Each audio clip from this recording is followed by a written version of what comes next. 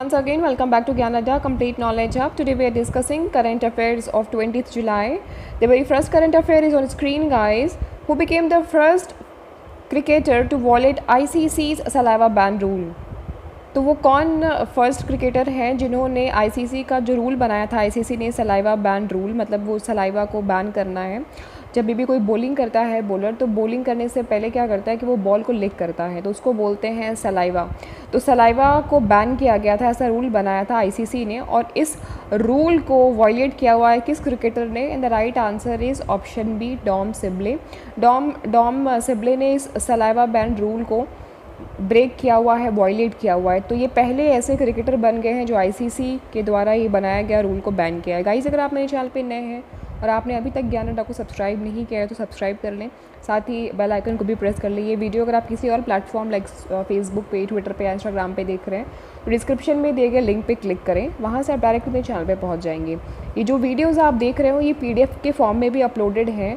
Description में Instagram का link दिया हुआ है, आप इंस्टाग्राम के लिंक पे क्लिक करके जुड़े, वहाँ पे आपको इस पूरे वीडियो का, पूरे करंट अफेयर का PDF मिल जाएगा। सो गाइज़, अगर आप PDF चाहते हो तो ज़रूर कमेंट बॉक्स में लिखना, और नहीं तो आप डिस्क्रिप्शन में दिए गए लिंक पे ज़रूर क्लिक करके वहाँ से आप देख सकते हो। इसी के साथ बढ़ते हैं नेक्स्ट करंट अफेयर की तरफ। And the next current affair is कि when will the construction of Ram temple begin in Ayodhya? तो अयोध्या में राम टेम्पल का जो कंस्ट्रक्शन है वो कब शुरू होने वाला है?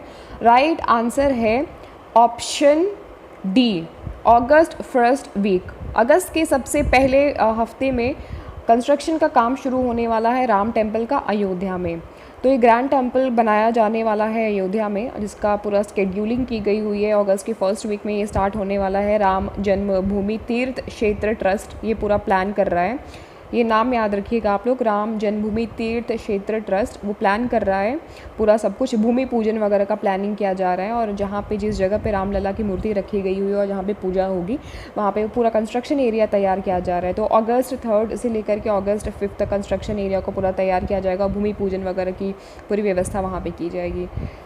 So next question is कि which union territories administration has provide 25 lakh insurance cover for all the local elected members? कौन सी यूनियन टेरिटरी है? ध्यान में रहे कि यूनियन टेरिटरी की बात हो रही है। कौन से वो यूनियन टेरिटरी के एडमिनिस्ट्रेशन माने प्रशासन है जिन्होंने 25 लाख का इंश्योरेंस कवर प्रोवाइड किया है वहाँ के जो लोकल इलेक्टेड मेंबर्स हैं?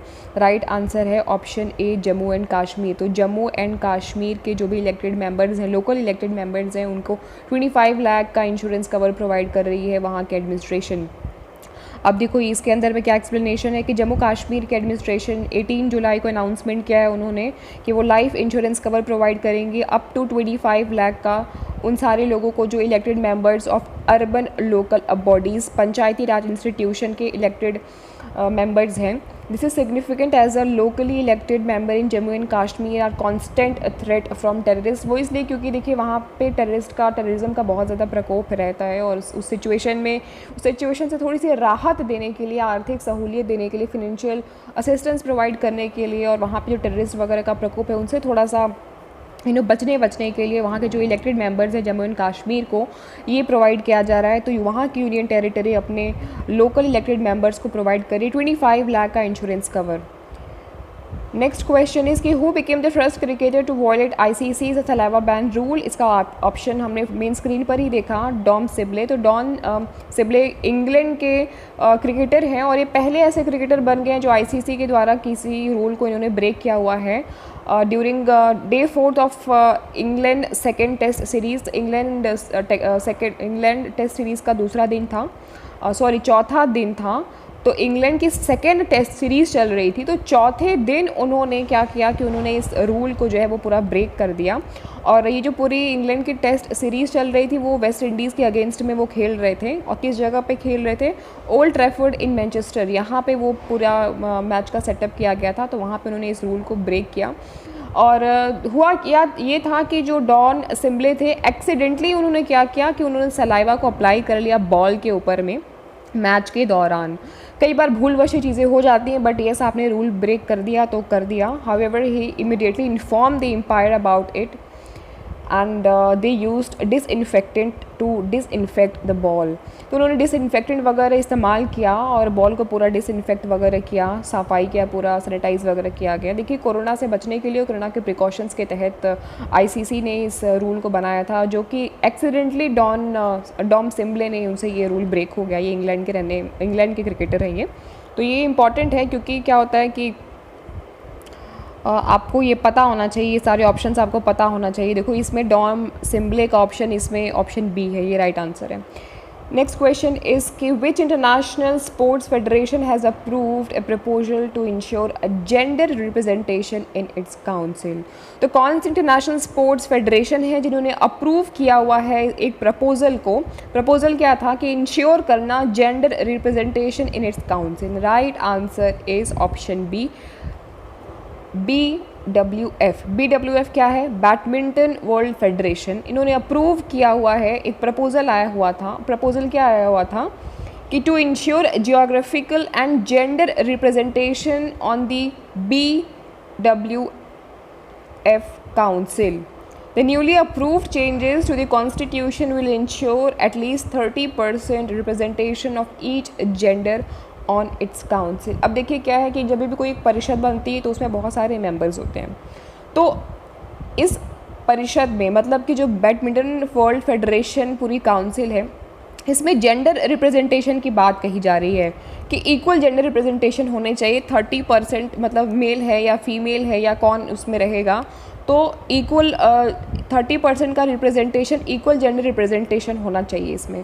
तो इसको ये एक प्रपोज़ल रखा गया था। इस प्रपोज़ल को BWF ने एक्सेप्ट भी कर लिया हुआ है कि भाई ठीक है, कौन से जियोग्राफिकल एरिया से, किस एरिया से कितने लोग आ रहे हैं, कितने जेंडर आ रहे हैं, वो सारा पूरा हमारे पास में रिकॉर्ड होना चाहिए। और 30% का उन्होंने जियोग्राफिकल एरिया के हिसाब से जेंडर को मतलब उन्होंने बोला है कि हर एक जियोग्राफी से 30% के जो भी जेंडर वाले हैं, मेल हैं या फीमेल हैं, अलग अलग जियोग्राफिकल और अलग अलग जेंडर के लोग, तो 30% सब लोगों के इंक्लूडेड होंगे।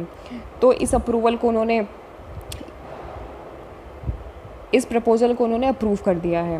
द नेक्स्ट क्वेश्चन इज़ कि which nations has ban free internet service for social media. Social media के लिए फ्री इंटरनेट सर्विस बैन कर दी गई हुई है। किस राष्ट्र ने किया हुआ है, किस नेशन ने किया है?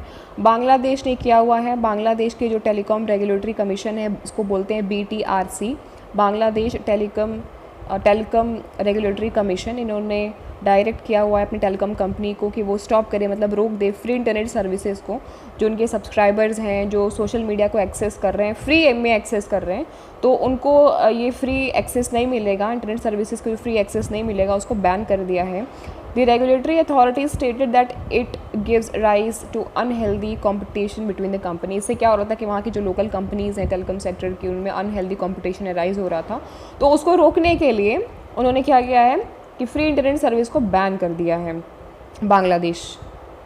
नेक्स्ट क्वेश्चन इज़ कि NASA has postpone the launch of James Webb space telescope till when. NASA ने पोस्टपोन किया हुआ है, वो लॉन्च करने वाली थी जेम्स वेब स्पेस टेलीस्कोप का।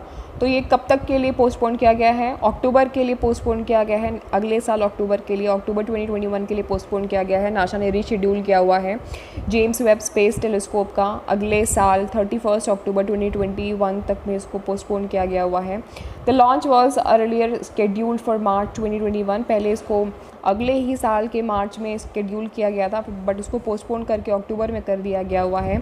The space agency has confirm that last month that March 2021 launch target will not be possible due to the delay brought on COVID-19 pandemic and other technical challenges। Obvious सी बात है, COVID-19 आया है, बहुत सारे technical challenges आए होंगे, economical challenges तो नहीं, टेक्निकल चैलेंजेस बहुत ज़्यादा आए होंगे, बहुत सारी चीज़ें चेंजेस हुई होंगी। तो इसी चीज़ों को देखते हुए जो मार्च अगले साल में ये लॉन्चिंग होने वाली थी, तो मार्च में ना होकर के अब ये होगी अक्टूबर 31 को। नेक्स्ट क्वेश्चन इज़ कि which is the last day of IT departments campaign on voluntary compliance of income tax. क्या लास्ट डेट है, मतलब लास्ट डेट IT डिपार्टमेंट का कौन सा लास्ट डेट है कैंपेन का voluntary compliance of income tax का? The right answer is option A, July 31। तो CBTD ने लॉन्च किया हुआ है कैंपेन ई कैंपेन किसके ऊपर है? Voluntarily compliance of income tax for the physical year 2018 to 2019। Physical year 2018 to 2019 के लिए 2018-19 के लिए आप अपनी स्वेच्छा से इनकम टैक्स में आप जाकर के अपना जो पूरा टैक्स है वो आप पे करें, आप भरें। ये पूरा ही कैंपेन चलाया गया था। तो CBTD ने लास्ट डेट जो है वो जारी करी हुई है जुलाई 31 को। मतलब ये जो कैंपेन रन होगा ये तकरीबन 11 दिन तक के लिए रन होगा। कब से कब तक के लिए होगा? The campaign will run for 11 days, 11 दिन के लिए रन होगा बिटवीन 20 जुलाई टू 31 जुलाई। मतलब 20 जुलाई से लेकर के 31 जुलाई के बीच में कैंपेन रन होगा और ई कैंपेन होगा। IT डिपार्टमेंट ये कैंपेन पूरा चलाएगी CBTD के पूरा मतलब उनकी निगरानी के अंदर में। इसमें क्या होगा कि voluntarily compliance of income tax में आप जो भी अगर आपका कुछ रह गया आप उसको डिपॉजिट करें। Next question is Which nation's parliament has begun the process of banning same-sex marriage? किस राष्ट्र के सांसद ने, पार्लियामेंट ने एक जो सेम सेक्स मैरिज है, अगर फीमेल से शादी नहीं कर सकती, इस प्रोसेस को बैन कर दिया हुआ है, इसको स्टार्ट कर दिया है इस प्रोसेस का, या मेल से नहीं कर सकते हैं, तो इसको पूरा बैन किया है। तो किस नेशन के पार्लियामेंट ने किया है? Right answer is option D, Russia. तो रशिया के पार्लियामेंट ने ये इनिशिएटिव लिया है और प्रोसेस उनका शुरू भी हो गया है। सेम सेक्स मैरिज नहीं होगा। The Russian law makers had on July 14, 2020 submitted draft legislation that seeks to ban same sex marriage। अब इन्होंने एक लेजिस्लेशन को ड्राफ्ट किया हुआ है 14 जुलाई 2020 को, और उसमें ये मेंशन किया गया है कि सेम सेक्स जो मैरिज होगी उनको बैन किया जाना चाहिए। वैसे भी ये बैन हो ही जाना चाहिए। तो ये सारी कंट्रीज़ में इसको फॉलो होना चाहिए मेरे हिसाब से। सो गाइज़, ये तो कुछ इंपॉर्टेंट करंट अफेयर थे। अगर आपको वीडियो थोड़ा भी इन्फॉर्मेटिव लगा तो लाइक कर लीजिएगा, सब्सक्राइब करिएगा चैनल में। आपको ये वीडियो देख के कैसा लगा कमेंट बॉक्स में ज़रूर अपने कमेंट को लिखिएगा। मिलते हैं हम कल के नेक्स्ट करंट अफेयर्स में।